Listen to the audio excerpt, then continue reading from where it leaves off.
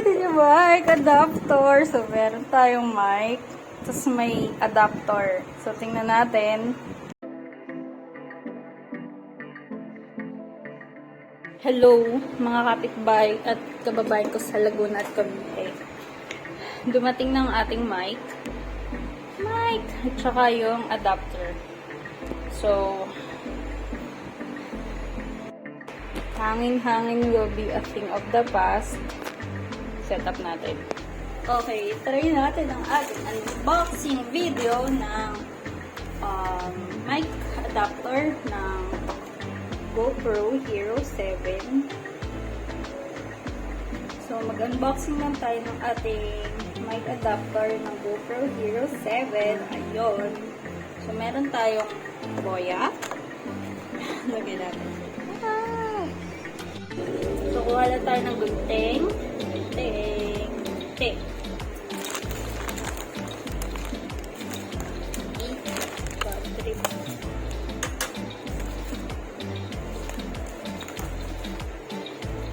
Tight shot. Oh! Ano yan? Ano to?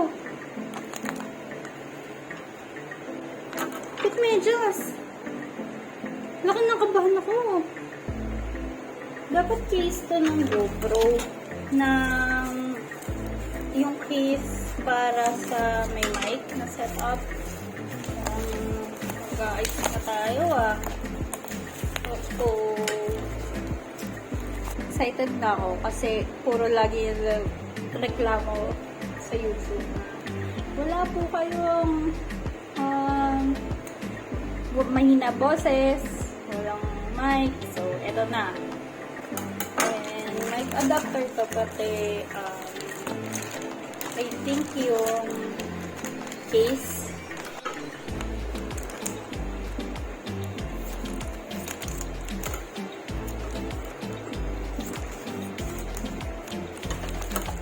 Sikip ng yung camera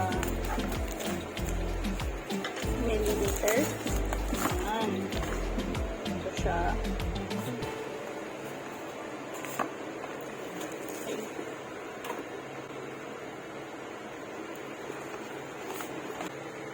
Mic adapter for GoPro works with power or non-powered mics.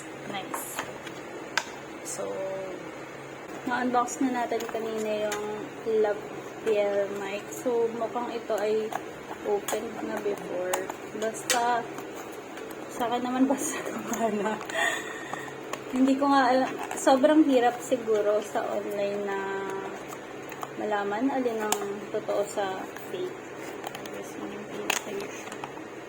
So, ano ba nakalagay dito? Hero 7 black yung sa atin. Hero 7 black. So, meron tayo ng Boya LM-20 kasi TRS to. Kinuha ko for mic talaga.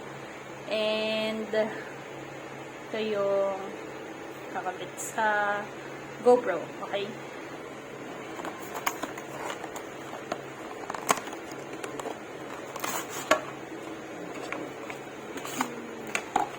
At ito yung itsura ng adapter. Stick kaya? Hindi ko na malaman. Basta ito ay $2,990. May kamahalan to. Mukhang old stock na siya. Parang nainitan na to. So anyway, try natin. So may battery naman to. Dapat may kasama tong case. Pero for some weird reason, medyas yung nakalagay. Hindi ko maintindihan bakit.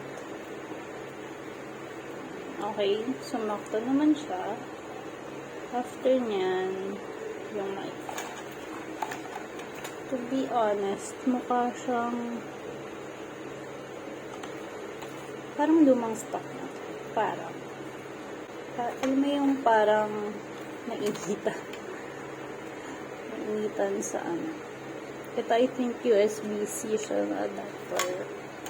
So try natin Hello! Welcome sa aking vlog. Ayan yung aking helmet na ginagamit. At Itong pang-edit ko ng aking mga vlog content.